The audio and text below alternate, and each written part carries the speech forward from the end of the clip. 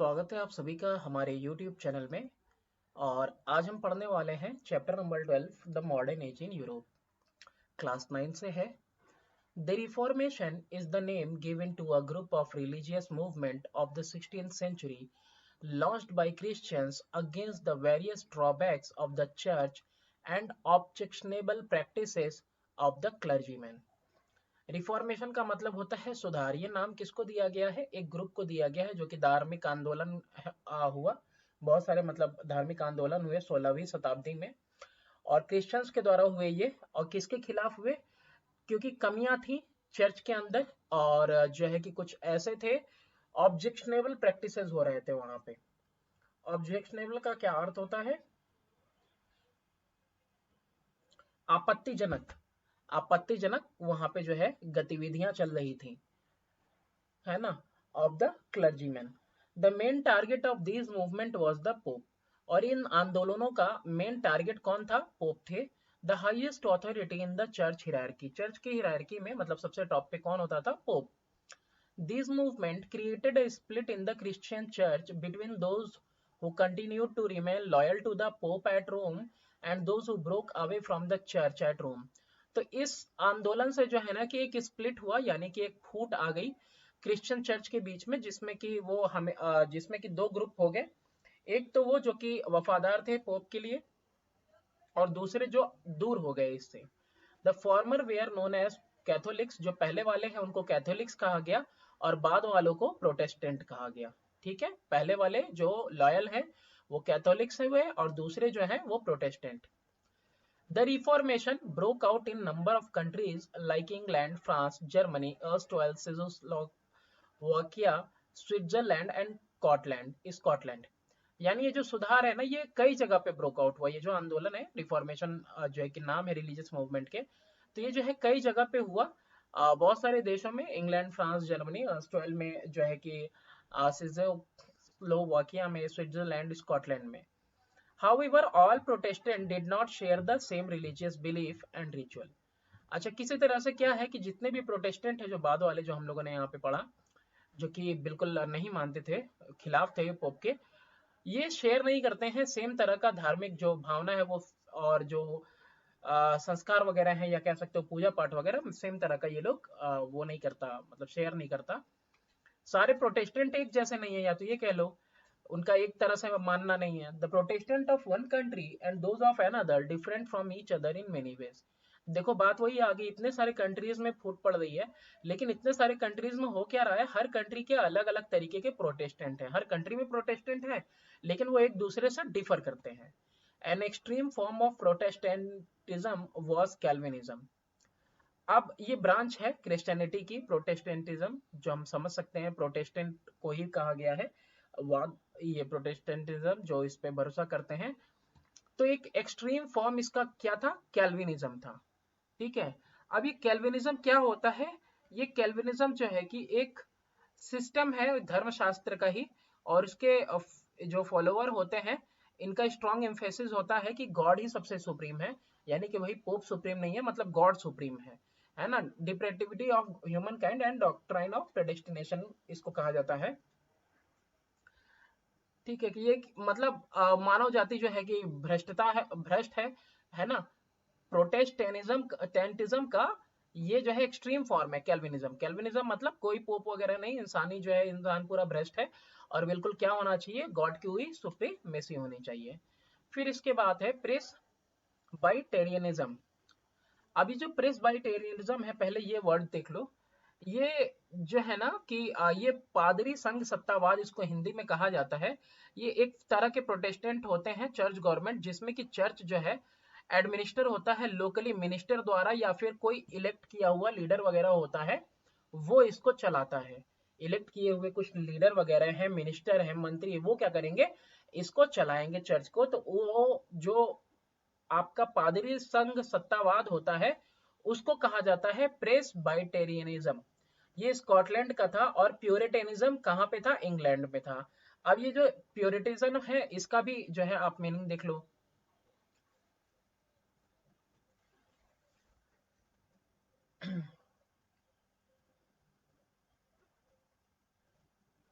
प्यूरिटेनिज्म का मतलब होता है विशुद्धिवाद, या कह सकते हो कि तुम नैतिकतावाद भी कहा जा सकता है इसको। तो देखो यहाँ पे प्रेस्बिटेरियनिज्म जो कि स्कॉटलैंड में है, प्यूरिटिज्म इंग्लैंड में है, ये सिमिलर था किसके, कैल्विनिज्म के, इन सिंप्लिसिटी सादगी में और स्ट्रिक्टनेस कठोरता में, और साथ में ऑस्टेरिटी यानी कि शुद्धता में। कॉजेज ऑफ द रिफॉर्मेशन, अब देखो ये सुधार रिफॉर्मेशन आया ही क्यों, है ना। The following causes were responsible for the reformation, क्यों जरूरत थी भाई इसकी। Dissatisfaction with the practice of Catholic church, ये लोग जो है असंतुष्ट थे जो भी गतिविधियां हो रही थी, प्रैक्टिस हो रहा था कैथोलिक चर्च का।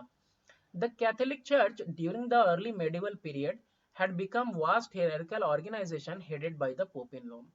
तो मेडिवल टाइम में क्या हो गया था कि एक बड़ा सा हियरार्किकल ऑर्गेनाइजेशन हो गया था जिसके टॉप पे कौन खड़ा था, पोप खड़े थे रोम में। The pope was the supreme authority, सबसे बड़ा अधिकार इन्हीं का था, ओवर द एंटायर हियरार्की।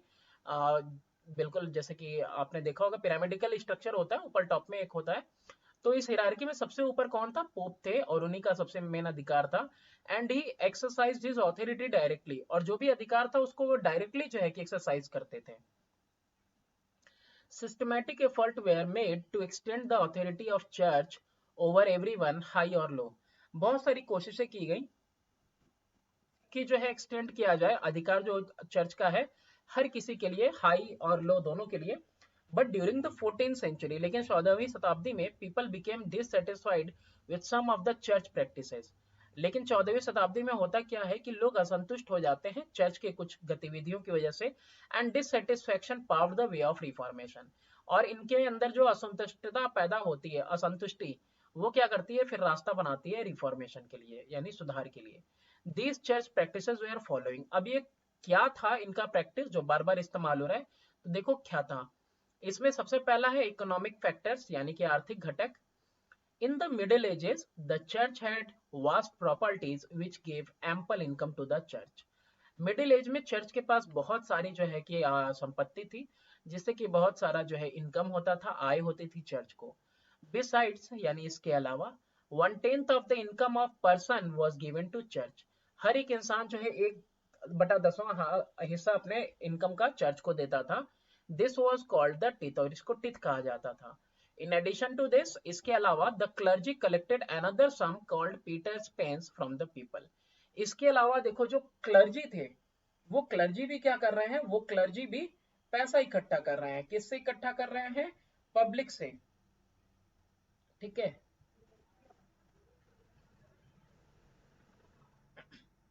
तो ये लोग भी क्या कर रहे हैं कि भाई एक तो पैसा दे दिया ही जा रहा है, क्लर्जी किसको बोला गया है, वही पादरी जो होते हैं उनको, और इसको वो जो कलेक्ट कर रहे हैं इसको पीटर पेंस बोलते थे। Pope Leo 10 wanted to build Saint Peter church, अब ये जो पोप लियो 10 है ये चाहते थे एक सेंट पीटर का चर्च बनाना। So he issued pardon certificate called indulgences to those who gave money to build the church. अब ये भैया सर्टिफिकेट बांट लेने लगे, किसका, एल्डेंजेंसेस का, यानी इच्छा पूर्ति में संलिप्तता है अगर, तो मतलब उसके लिए सर्टिफिकेट बांटने लगे कि चलो ठीक है, दो पैसा वैसा दे दिया, दान दक्षिणा दे दिया, वो जो है पाप से मुक्त है। Indulgences were letter which remitted punishment of the sinner who bought them. तो ये क्या करता था, जो लेके आ रहा है ना उनको पनिशमेंट, ये खत्म करने वाला लेटर था कि जाओ आज तो तुमको लिख के दे दिया जाता है कि अब तुमको जीवन में और मृत्यु के बाद भी कोई जो है कि दिक्कत नहीं होगा, तुम्हारे सारे पाप खत्म हो गए, both in this life and after this death. Normally the priest imposed a penance or punishment on a person who had sinned, and he was required to perform a special service to make a pilgrimage to a holy place।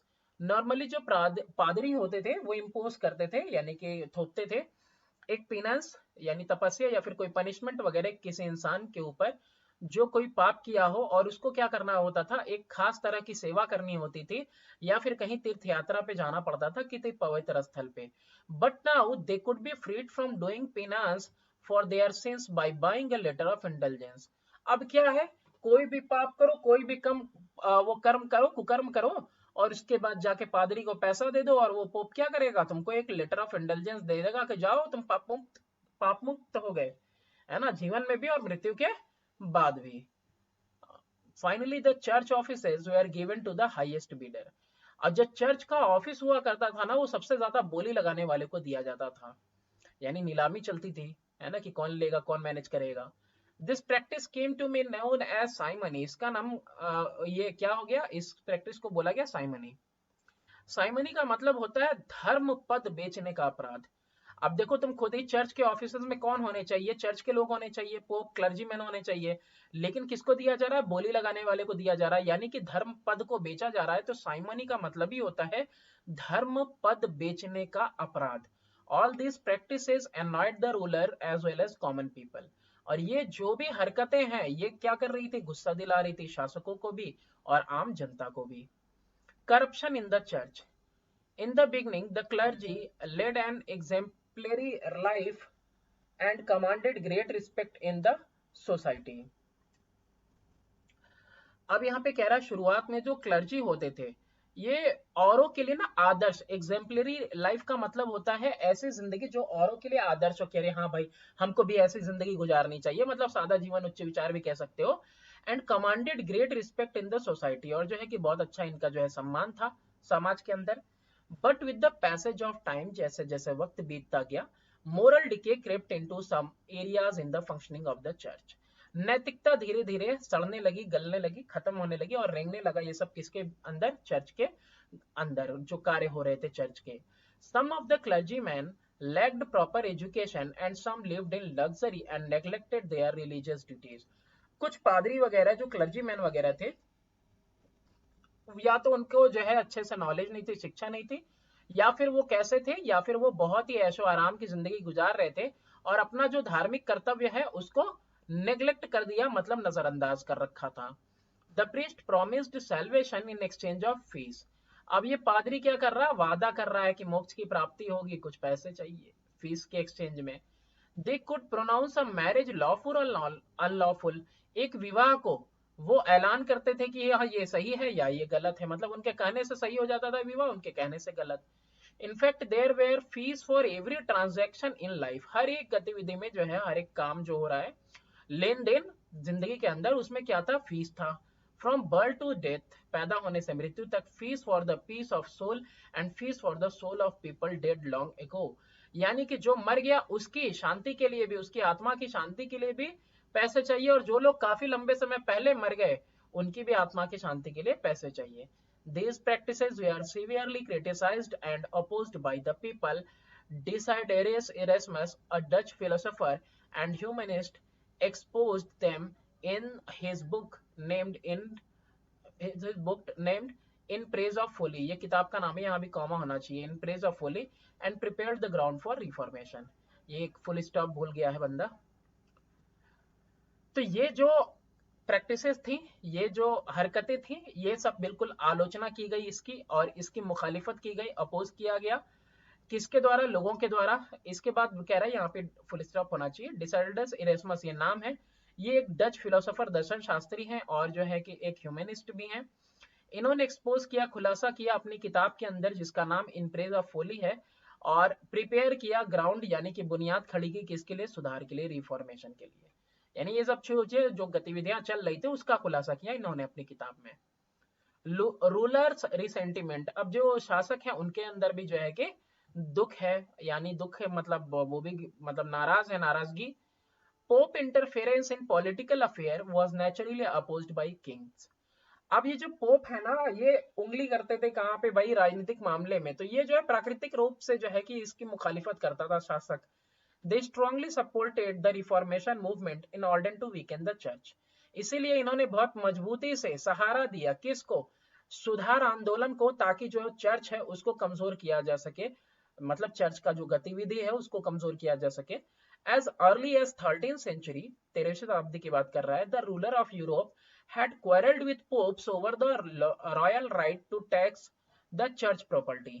अब देखो उस समय ना इन लोगों में झगड़ा भी हुआ था पोप्स के साथ, क्योंकि रॉयल राइट है कि क्या किया जाए, टैक्स द चर्च प्रॉपर्टी की, चर्च प्रॉपर्टी पे टैक्स लगाया जाए।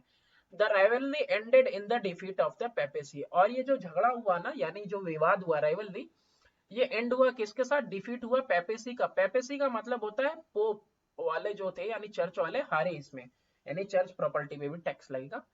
King Henry 8th of England hardly for the pope.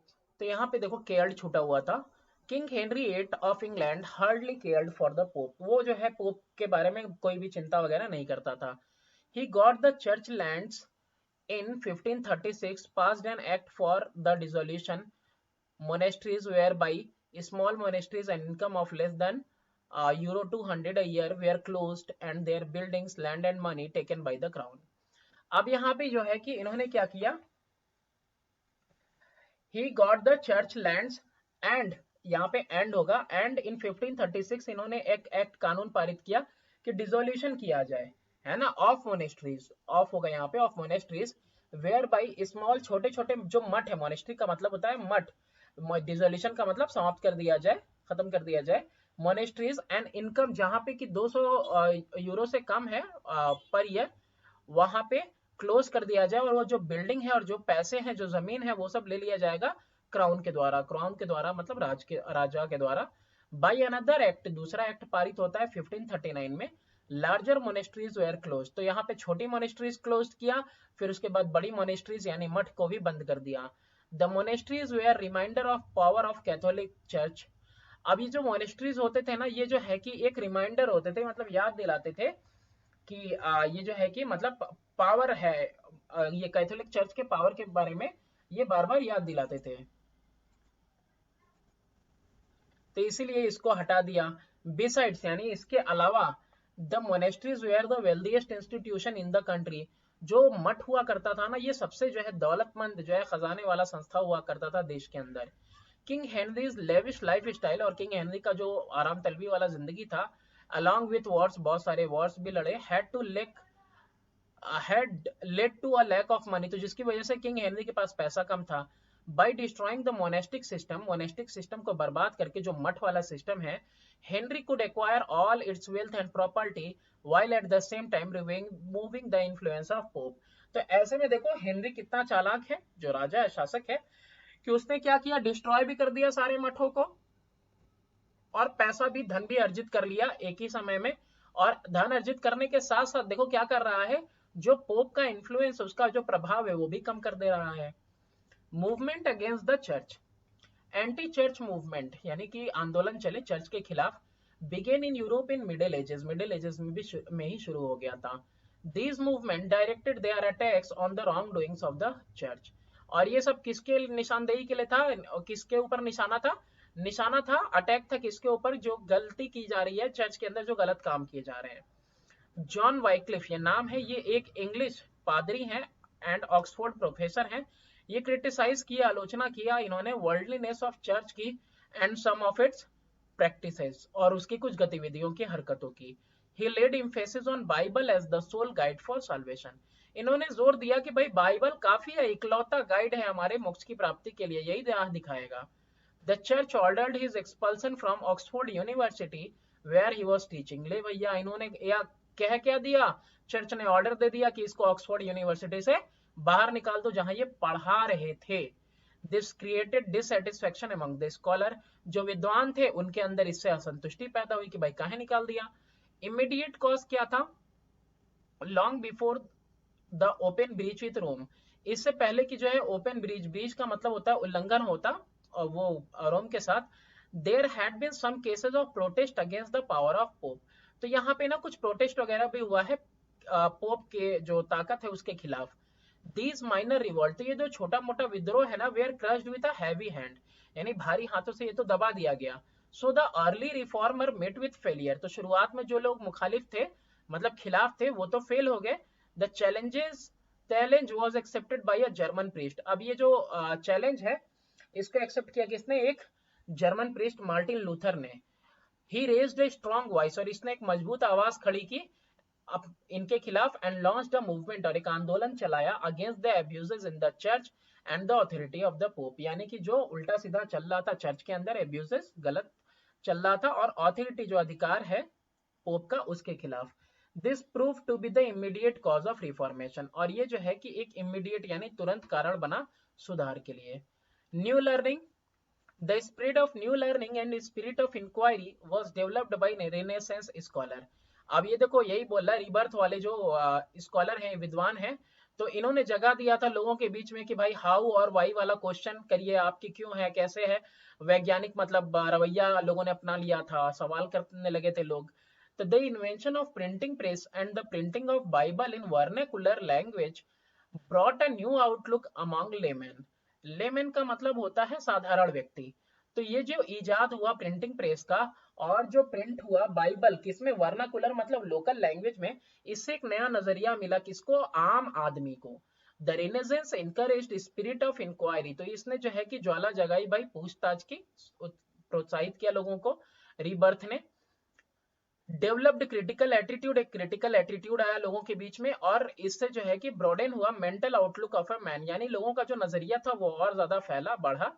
People then began to question everything including the authority of pope, तो लोग अब सवाल करने लगे हर एक चीज के ऊपर, इवन जो पोप का अधिकार है उस पर भी। दे क्रिटिसाइज द चर्च प्रैक्टिसेस, ये जो है क्रिटिसाइज करने लगे, आलोचना करने लगे चर्च के हरकतों का। Rituals and the life style of some of the clergyman, जो धर्म कर्म चल रहा था पाठ पूजा उसके खिलाफ, और जो उनकी जिंदगी थी कुछ पोप की उसके खिलाफ। New learning led to secular outlook among people, secular धर्मनिरपेक्ष नजरिया अब लोगों के अंदर आने लगा था। नोबल्स एंड मर्चेंट, नोबल्स किसको कहते हैं, रईस कह सकते हो यहाँ पे क्योंकि मर्चेंट यूज हुआ है साथ में। तो ये जो नोबल्स है, रईस वगैरह है, ठीक है, ये और जो मर्चेंट व्यापारी वगैरह है ये जल रहे थे of the wealth of church, church के वेल्थ से, खजाने से। The common man in Europe looked upon church taxes with contempt, जो कॉमन मैन था वो यूरोप का, वो देख रहा था चर्च के ऊपर कि चर्च के जो कर हैं वो किसके साथ देख रहा था, अवमानना के साथ देख रहा था, है ना, कंटेम्प्ट के साथ। The changing attitude of people toward the church led to the growth of secular ideas, तो ये रवैया देखो पूरा बदल ही रहा है लोगों के अंदर, तो इसकी वजह से क्या हुआ, लोगों के अंदर क्या आया, सेकुलर आइडियाज आए, चर्च के प्रति इनका रवैया बदला। और सेकुलर आइडियाज का मतलब धर्मनिरपेक्ष विचार। मार्टिन लूथर्स कंट्रीब्यूशन, देखो इनका क्या कंट्रीब्यूशन है भाई। In 16th century, Martin Luther, a German clergyman and professor of theology at the University of Wittenberg, openly criticized papacy. 16वीं शताब्दी में मार्टिन लूथर, जो कि एक जर्मन क्लर्जीमैन का मतलब वही होता है भाई पादरी टाइप का, और ये प्रोफेसर भी था थियोलॉजी के, धर्मशास्त्र के, यूनिवर्सिटी में विटनबर्ग के, इन्होंने खुले तौर पे आलोचना की किसकी, पेपेसी की, यानी पोप के पद की। He accuse the church for the sale of indulgences, इन्होंने एक्यूज का मतलब होता है ना आरोपी कहा, किसको, चर्च को, फॉर द सेल ऑफ इंडल्जेंसेस, इंडल्जेंसेस मालूम है ना, माफीनामा। इन 1517 लूथर रोट 95 थेसिस और स्टेटमेंट, निबंध वगैरह लिखे, 1517 में लूथर ने, dealing with the difference between belief and practices of church, और वो सारे थ्योसिस निबंध वगैरह किसके ऊपर थे, इन्होंने अंतर बताया कि क्या लोग मानते हैं, क्या बिलीफ है चर्च का, और चर्च एक्चुअली क्या प्रैक्टिस कर रहा है। And nailed them on the church door eight Wittenberg, और लिख के कटिया ठोक के लटका दिया चर्च की दीवार पे विटनबर्ग में।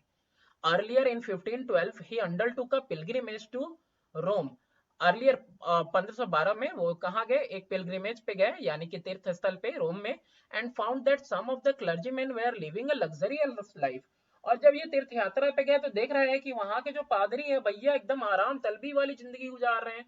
This made him a strong opponent of the church, और इससे जो है कि ये जो है काफी स्ट्रॉन्ग मजबूत जो है ओपोनेंट यानी मुखालिफ बन गए चर्च के, मतलब कि जो हमेशा चर्च के खिलाफ हो।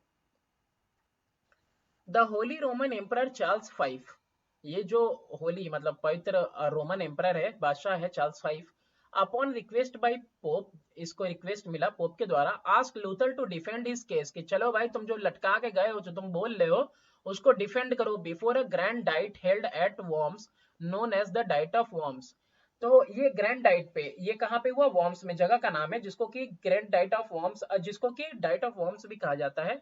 ये क्या है, consist of council of princess, इसमें क्या है, ये परिषद लगाई गई जिसमें कि राजकुमार थे, प्रिंसेस, एंड हाई डिग्निटीज यानी कि बड़े ओहदे के लोग थे। 1521 में ये सभा लगाई गई, सभा कह सकते हो, परिषद कह सकते हो, काउंसिल वर्ड का यूज हुआ है।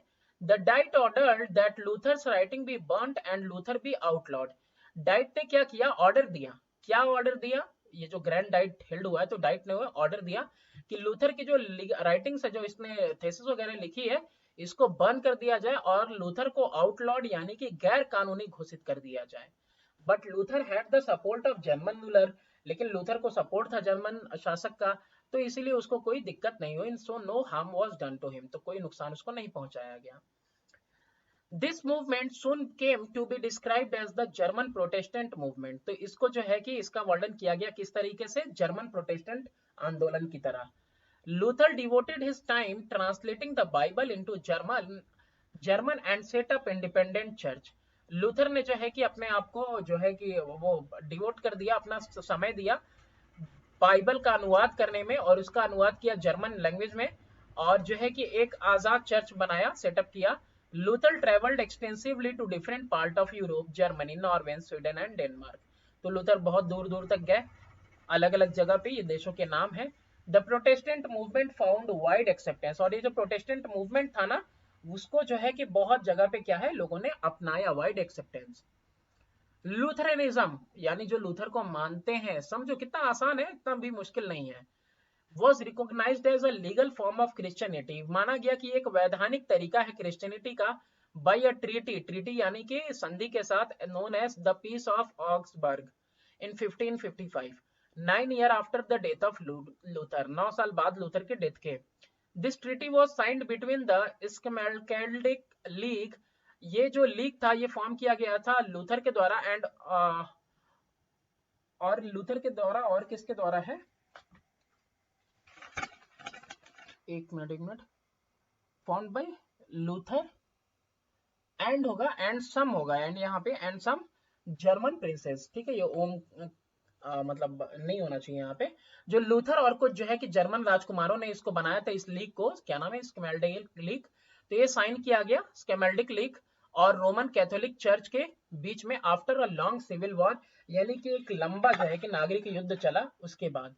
इन Germany the southern states continued to remain loyal, Germany में जो साउदर्न स्टेट था वो जो है कि लगातार रिमेन वो लॉयल रहा कैथोलिक चर्च के लिए, whereas the northern states accepted Lutheranism, और नॉर्दर्न वालों ने जो है एक्सेप्ट किया लूथरनिज्म को। लूथरनिज्म ये जो कि लीगल फॉर्म ऑफ क्रिश्चियनिटी जाना गया, ठीक है। काउंटर रिफॉर्मेशन, देखो काउंटर रिफॉर्मेशन का मतलब क्या होता है, प्रति सुधार या धर्म सुधार आंदोलन की बात हो रही है। द रिफॉर्मेशन मूवमेंट, ये जो रिफॉर्मेशन मूवमेंट है, सुधार आंदोलन है, ये अगेंस्ट था रोमन कैथोलिक चर्च के, रोमन कैथोलिक चर्च के खिलाफ था, जो कि पोप का वफादारी के, पोप के साथ वफादार थे। And brought about the birth of Protestant church, और इससे जो है प्रोटेस्टेंट चर्च का बर्थ हुआ। यानी पहले कैथोलिक चर्च था सिर्फ, अब क्या कौन सा चर्च आया, प्रोटेस्टेंट चर्च, क्योंकि दो पार्ट में स्प्लिट हो गए थे। In order to restore the credibility of Catholic Church, a large number of dedicated Christians, including some Pope, introduced certain reform within the church। अब देखो जो चर्च का, कैथोलिक चर्च का जो क्रेडिटेबिलिटी था यानी विश्वसनीयता था, वो तो खो चुका था चर्च, क्योंकि जो है पादरी जो है कि मौज मस्ती करते हुए मिले थे। तो बहुत सारा जो है कि बहुत सारे ऐसे डेडिकेटेड मतलब दृढ़ निश्चयी क्रिश्चियन थे, जिनमें कुछ पादरी भी थे, उन्होंने कुछ बदलाव लाए चर्च के अंदर ताकि इस विश्वास को दोबारा जीता जा सके। This movement is known as the counter reformation, और इसी मूवमेंट को, इसी आंदोलन को काउंटर रिफॉर्मेशन कहा गया, ठीक है, यानी कि प्रति सुधार, खुद से सुधार करना। A church council was convened at Trent in northern Italy in 1545 by Pope Paul third. तो एक चर्च परिषद बुलाया गया, कन्वेंट मतलब होता है बुलाना, बुलाया गया ट्रेंट में, नॉर्दर्न इटली में 1545 में पोप पॉल थ्री के द्वारा। काउंसिल ऑफ ट्रेंट जो कि 1545 से 1563 की बात करता है। The council made a number of changes in the Catholic church. अभी जो ये यहाँ पे 8 नहीं होगा, तो यहाँ पे ना इन लोगों ने जो है कि बहुत सारे जो है कि यहाँ पे बदलाव लाए, ठीक है, बहुत सारे बदलाव किए इन्होंने। It explained it's doctrine in the light of changed attitude of the times, और इन्होंने जो है कि जो डॉक्ट्राइन है यानी कि सिद्धांत वगैरह है, उसको रोशनी में, वो समय के साथ बदलते हुए उसको रोशनी में जो है कि इसको एक्सपेंड किया, फैलाया। It condemned leading an irresponsible religious life by the clergy, और ये निंदा की किसकी, कि ऐसी जिंदगी जो कि मतलब गैर जिम्मेदारान हो, धार्मिक जिंदगी, किसकी, क्लर्जी यानी पोप की। तो इसको जो है कंडेम किया गया, यानी इसकी निंदा की गई कि भाई ऐसी जिंदगी नहीं होनी चाहिए कि धार्मिक जिंदगी को छोड़ के जो है कि आदमी ऐशो आराम करे, गैर जिम्मेदार बने। Books which were considered to have ideas against the Catholic teaching were banned, वो किताबें बिल्कुल बैन कर दी गई, प्रतिबंध लगा दिया गया उन किताबों पे जो कि खिलाफ थी आइडियाज के, कैथोलिक टीचिंग के आइडियाज के खिलाफ थे, विचारों के। The pope was regarded as the head of the Catholic church, pope को माना गया कि ये हेड है कैथोलिक चर्च के, and the final interpreter of the Christian doctrine, और जो भी क्रिश्चियन सिद्धांत है ना उसके ये जो है बिल्कुल फाइनल ये इंटरप्रेटर यानी व्याख्या करने वाले हैं।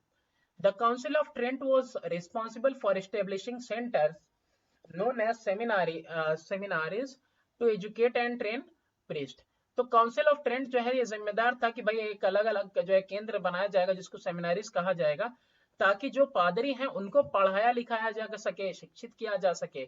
Forbid the church to charge fees, की रोका जाए चर्च को कि फीस वगैरह नहीं लेना है। कंडक्टिंग रिलीजियस सर्विसेज, कोई भी धार्मिक सेवा में।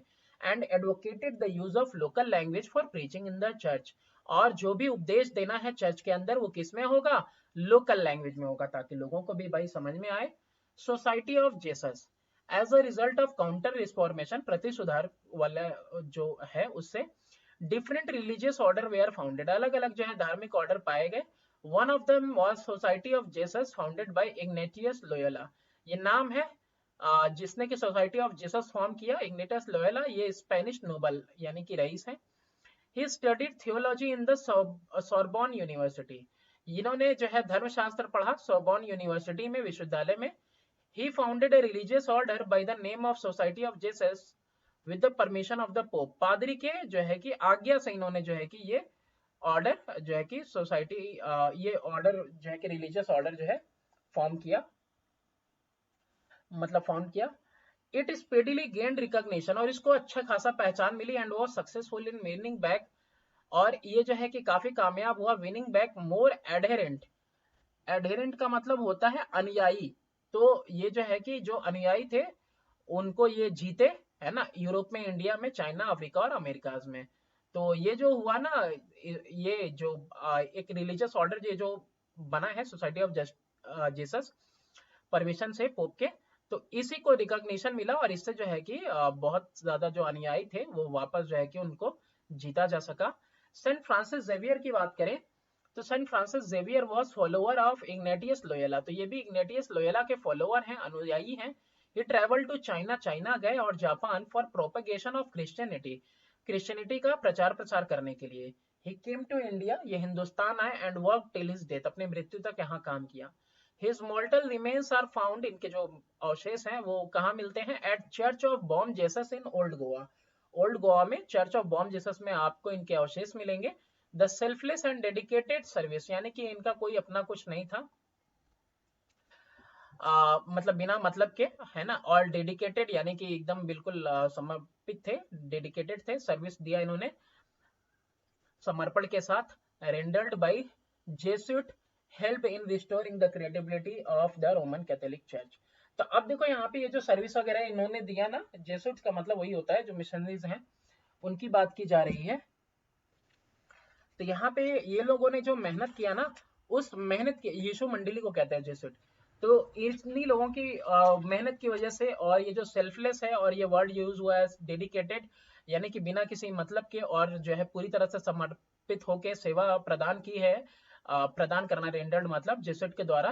तो इससे जो विश्वसनीयता है रोमन कैथोलिक चर्च की वो दोबारा पाई जा सकी। तो this is the end of this chapter. Thanks for